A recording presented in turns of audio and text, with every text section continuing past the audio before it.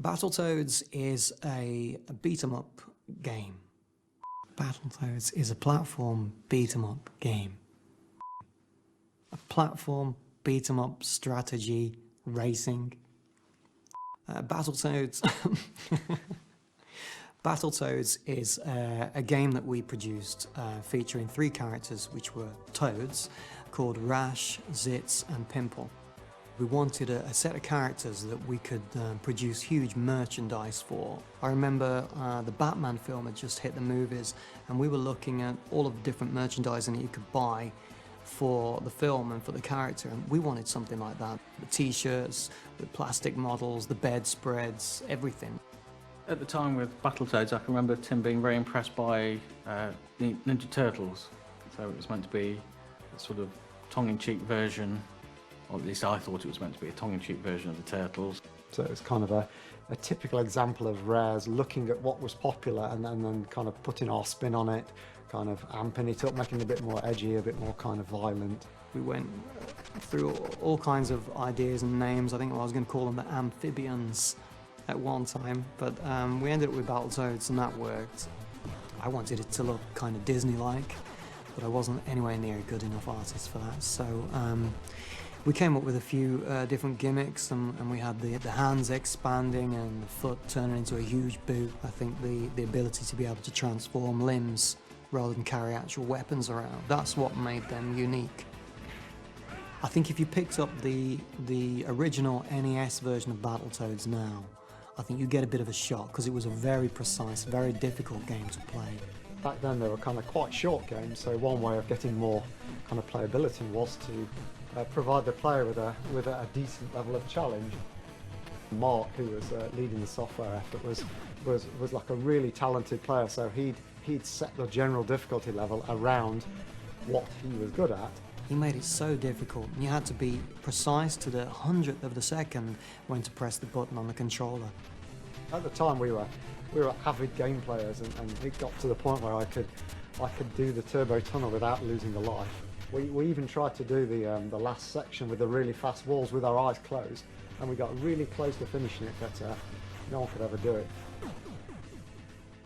The reviews were quite complimentary on kind of not only how challenging it was, everyone liked it, but I think the variety of the levels was the key to how well it was received. Like on one level it would be sideways scrolling doing one thing, the next level you'd be on a rope going down a thing, then you'd be on a tunnel, then you'd be on some kind of like weird device, then you'd be on the back of a snake. It like jumped around all over the place. It was such a breath of fresh air in terms of the breadth of gameplay in it.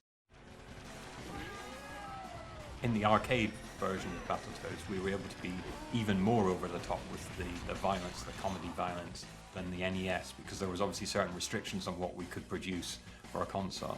So we went as pretty much extreme as we could be, and I think that was to the benefit of the product. It took a long time to produce because it was all a new kind of game for us, but it was a fun one to work with.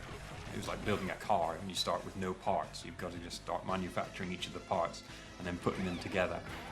Chris Stamper started working on a board. He actually made the arcade board himself.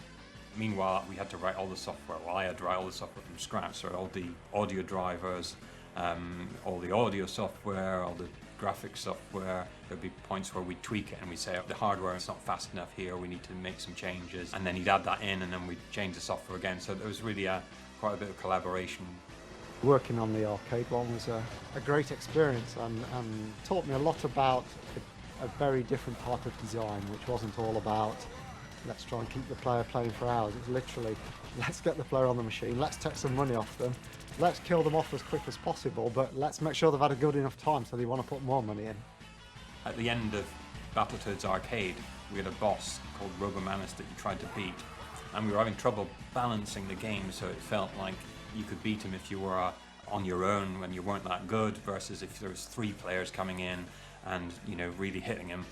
We hit upon this idea of making him super tough at the start, even to the point where you couldn't actually do any damage to him. For the first 45 seconds, nothing you did actually affected him in any way, but it looked like it did. It's probably the best idea I've ever had in the industry. It's like, how can we make the final boss take more money? I know. Let's make it so he can't kill him. There was a few games that we did that actually had a crossover element to them. I think one of the ones, which was a rather odd one, was Battletoads Double Dragon.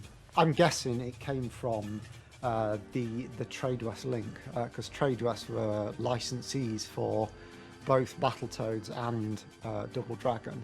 It just seemed a bit nuts to have these cartoon characters with expanding hands that turn into fists and drills, mixed up with these martial arts dudes from an arcade machine. Being as the Toads were our characters and Billy and Jimmy weren't, we were pondering whether to make the Toads have better moves and be slightly stronger, so they'd always have this like slight advantage. But in the end, we did the right thing, and it was all fairly balanced. From Battletoads, I think we were going to try and do a spin-off game called Warhogs with the character called Captain Pork. I think that was Tim's design. I can remember drawing these two characters that were like big, chunky warhog bikers, and they were going to shout pork swords every time they went into battle, but we didn't do it eventually. Battletoads ran over several different consoles. I think we had a Game Boy version, a Super NES version, an NES version, an arcade machine. We had a cartoon, so it's had a pretty good run of it, but I think it'd be quite a nice one to be revived. I'd always love to see a new Battletoads game out there. Maybe we'll make one.